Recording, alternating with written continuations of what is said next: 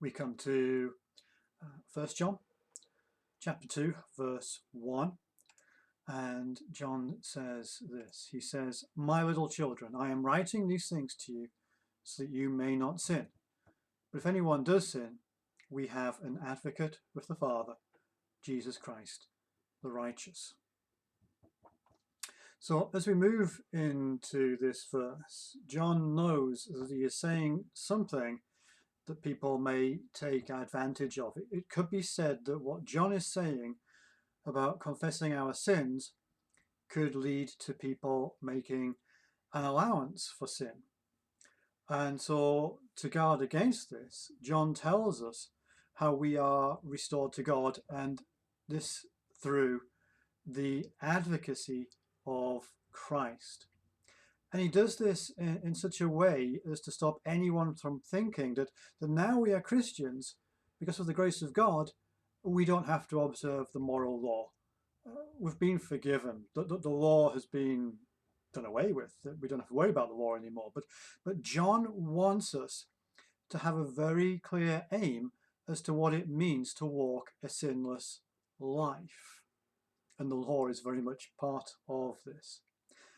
And so very affectionately, he says, "My dear children, my little children." It's like a loving master appealing to the good faith and feeling of loving pupils towards him, pleading with them that they not misunderstand what he is saying to them. No, he says, "I'm not excusing you of your sin, and neither am I going to allow you to indulge in your sin. As any good teacher wants for his pupils, he wants them to achieve the best. And that means as Christians to be like Christ, the best teacher. Be holy as Christ is holy." That is what John wants for his dear little ones. He's saying, don't go for second best. Don't just try to get a passing grade and say that is enough. Rather than putting up with sin, be sinless. And so he writes in verse 1, "My dear little children, I'm writing these things to you so that you not sin." What John wants for us is that we make it our express desire with all our determination to not sin. So, firstly, his aim is that we do not sin. As we go about our everyday lives, deliberately set before you, he's saying, as your fixed and settled purpose that you are not to sin. Not merely that you are to sin as little as you can, but that you are not to sin at all. Our first thoughts in the morning are, "I'm holy as God is holy, be holy." Live under his will. Do what my Father wants me to do. Now, straight away we're thinking, well, there is no way that I could possibly go through one day of attempting that. Never mind go through 1 hour of that, never mind attempting a whole day or even a whole life. But we also know, as John says, and even Jesus, and Paul and the others, that we are to be sinless. We're not supposed to sin. So maybe somewhere in between would be fine. As long as we only sin a little bit, then that should be good enough. I mean, we are sinful in our natures after all. We are children of Adam. There's no way that we can reach that level of perfection.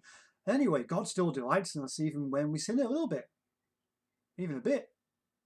Even more so, he delights in us surely when he knows how hard I'm trying not to sin. I'm sure he'll understand. Or how about when we know we have a specific task to carry out, a duty or something that we maybe done before, but and you don't mean to sin in it, but only not to sin in it more than you can help. Are these some of our thought processes that we have? But we know at heart, I know that I am against sin. If it were possible, I would want to avoid it. And it would be great if I could be completely free from it. But you know, that's just impossible for me. But what I've done there is I've already made up in my mind that it is impossible. So all I can do is try and minimize it to the best of my abilities, maybe with God's help. I'll just have to live with this fact, hard as it is, that I cannot be without sin. But this is the trap that John does not want us to fall in. And now this is where Satan gets us, because the problem we have is that we know these thoughts are based on facts. And Satan is very good at twisting truths into lies that sound believable because they're based on the truth. It is a fact. It is true that in all that we do, we miss the mark. We come up short. We leave the narrow path, and we don't live a sinless life. And so as we're setting out on our daily walk with God, we think, well, I'll try my best. I will ask God to give me strength to keep the day perfectly. I know that I have a temptation coming up that has led me astray before, and I don't think I'm going to make it through again without failing and falling short. But I'll try my best. But to be honest, I pretty much know which bit is going to trip me up because it's tripped me up in the past. But I can but try, and I will try to do my best. And again, with those thought processes and that attitude, you may be trying to do your best, even with God's help, but I don't think that it meets the expectation of deliberately deciding not to sin. It is not very consistent with walking in the light as God is in the light. And we know that this is a condition of our fellowship with God and He with us. We're to have a high and holy attitude of determining not to sin. And what John has done is he's pointed us to the very character and nature of a holy God. He's the life who brings us out of darkness into his wonderful light.